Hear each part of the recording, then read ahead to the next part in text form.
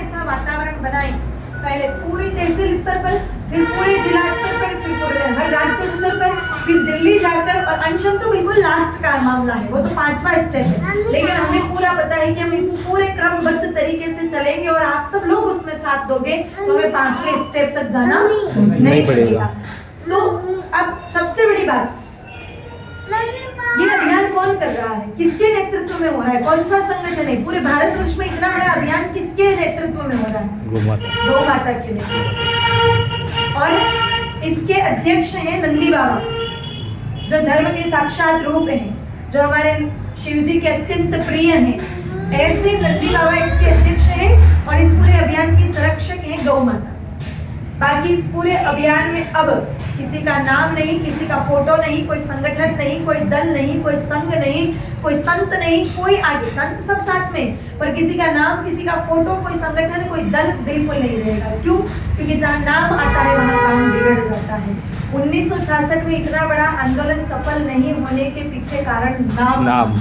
धर्म सम्राट परम पूज्य श्री करपात्री जी महाराज नहीं चाहते थे कि उनका नाम हो, लेकिन उनकी अगुवाई में जब ये आंदोलन हुआ तो लोगों ने गौ रक्षा का आंदोलन कहते कहते कहते करपात्री जी का आंदोलन कहना चालू कर दिया। और कुछ असामाजिक तत्व जो जानते थे कि अगर ये आंदोलन सफल हो गया तो देश में करपात्री जी को भगवान मान करके दुनिया सदियों तक पूजेगी। और कुछ लोग, अब ईर्ष्यालु लोग सब जगह होते हैं, कोई नहीं चाहता है कि किसी का नाम हो।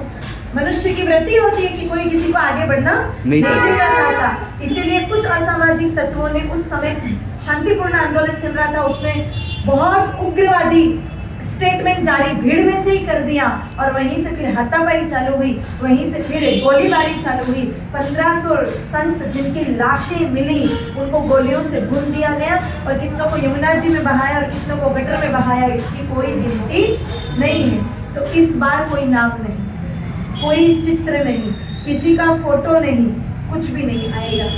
और सबसे बड़ी बात, 6.5 महीने अगर दिल्ली तक जाना पड़ा, चौथे स्टेज तक इस अभियान को ले जाना पड़ा, तो 6.5 महीने तक इस अभियान को जब दिल्ली में चलाएंगे तब कोई माइक नहीं, कोई मंच नहीं, क्योंकि माइक और मंच भी काम बिगाड़ते हैं। बैठ के प्रार्थना करनी है, वहाँ माइक और मंच का क्या काम है? क्योंकि कोई भी देखो, 2016 में भी गोपाल मणि जी ने आंदोलन किया था, वो भी आंदोलन अच्छे से चल रहा था और एक वृद्ध संत उपस्थित हुए, खड़े हुए, माइक लिया और 15 मिनट तक मोदी जी को गालियां दी, खूब गालियां दी।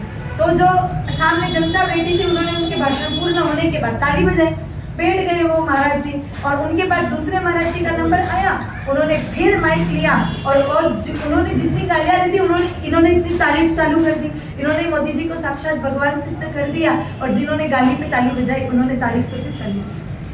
और जब ऐसे कोई आंदोलन होते हैं ना तो सरकार के गुप्तचर लोग वहाँ पर उपस्थित रहते हैं। वो लोग विचार कर रहे हैं कि इनको पता ही नहीं कि क्यों आए हैं, इनका आंदोलन क्या है।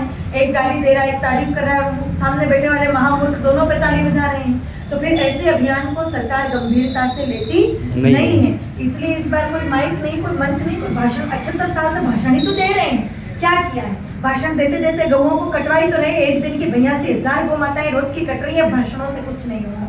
अब तो करने की बात है।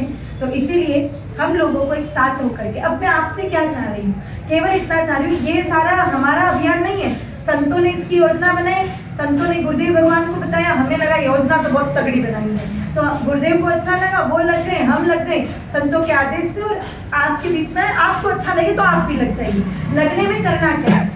इस अभियान को लेकर किसी से भी कोई 1 रुपया दान चंदा कहीं स्वीकार नहीं कर रहे। तो पैसों को तो आपको कुछ करना ही नहीं है। सबसे बड़ी बात, किसी से 1 रुपया भी लेते हैं ना तो फिर ये अभियान की दिशा बदल जाती है कि तो पैसा इकट्ठा करने के लिए कर रहे हैं, इसलिए कोई दान चंदा नहीं लिया जा रहा।